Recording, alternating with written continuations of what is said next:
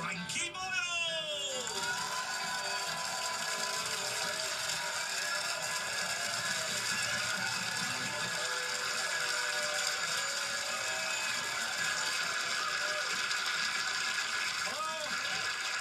Hello and welcome to the 2018 New World Order Review of the Year.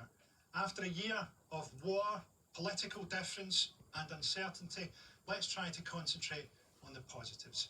Gerard Butler's house burnt down. Saudi Arabia murdered the journalist Jamal Khashoggi.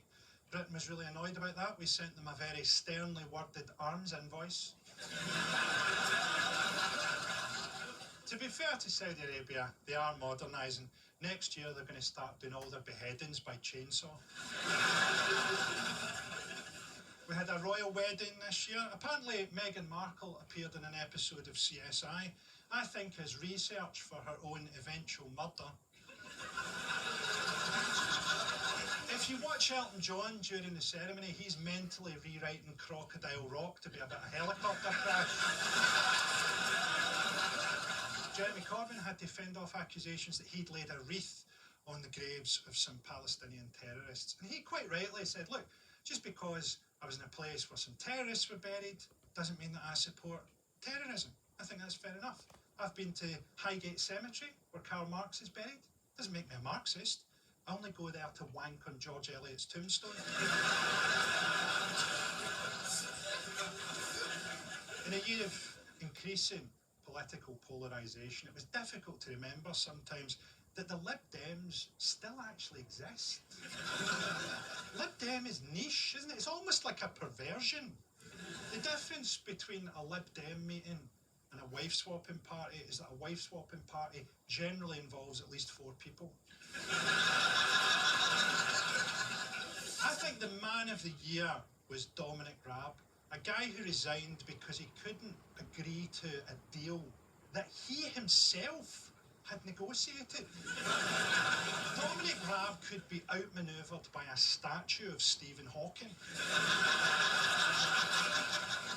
To be fair to Dominic Raab, he didn't want to be Brexit secretary, but he didn't have the negotiating skills to turn it down. Now we have to say, at the point where we're recording this show, Theresa May is still trying to get her Brexit deal through Parliament. But is what we're doing with the EU at this stage, can it even be called getting a deal? Because we have nothing to negotiate with. We have no leverage. What kind of deal is that? It's a bit like your septic tank has exploded and you're covered from head to foot in shit. You're phoning up the plumber going, I'm prepared to offer you a deal. In Ireland, people voted to legalise abortion, just 59 years too late to stop Bono. Our current limit is 24 weeks, but I think it should be extended to whatever age James Corden currently is. Next year, I want to see James Corden self-abort by having Ant McPartland on Carpool Karaoke. Let's hear Ready to Rumble on the fucking Autobahn. Okay, let's get on with the show. Joining me to discuss the big events of the year are Miles Jupp, Angela Barnes, data journalist Mona Chalabi, and Jamali Maddox.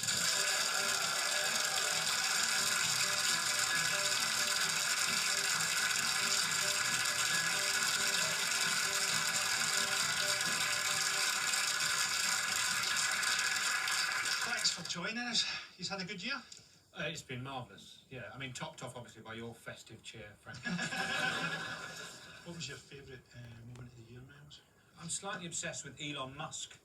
He's had to stop being the CEO of his own company because he was smoking cannabis, which upset the board, not unreasonably. He fired a car into space just so that he could have a photo taken of it, which is sort of galactic fly tipping. It is an amazing company he runs, but he's got this kind of megalomania sort of level of ego to it, so he thinks he can get involved, and he clearly hates it if you disagree with him about kind of anything. So, for instance, when the Thai boys were trapped in the cave, he was like, oh, I've got a mini sub, that could solve it. And someone there said, no, we're here, actually. We've thought about that, seriously. It wouldn't even, well, you're just a pedo. Which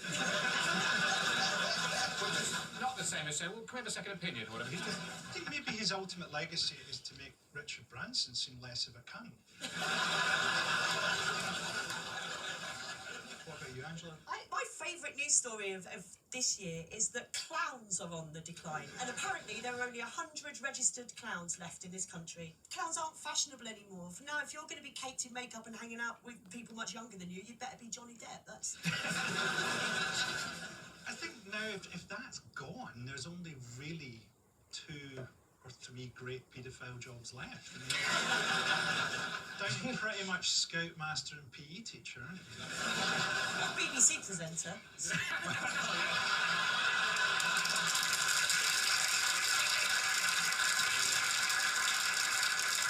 What about you, Mona? What was your highlight of the year? I was very fascinated by the Croydon cat killer. This news even made it over to the US, where people were like, what is a Croydon?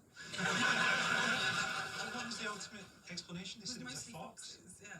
I'd sort of imagined that the cats, because they lived in Croydon, were committing suicide. And mutilating themselves afterwards. What about you, Jamali? I'd say it's sort of a big point this year was the Sean Walsh scandal, right? And what I think happened was it kind of showed the sort of cancerous TMZ culture that we've become now, because everyone jumped on this sort of morality bandwagon. And everyone's just like, ugh, we've never done nothing bad in our lives. And it didn't help that Piers Morgan jumped on his side. If Piers Morgan backs you up, you'd be like, fuck, come on, Piers. Come on, like anyone but Piers Morgan, I'd be like, sit this one out. I'd rather him be against me. I mean, obviously Sean's a fellow stand-up comedian, so we all couldn't give a fuck if he lived or died.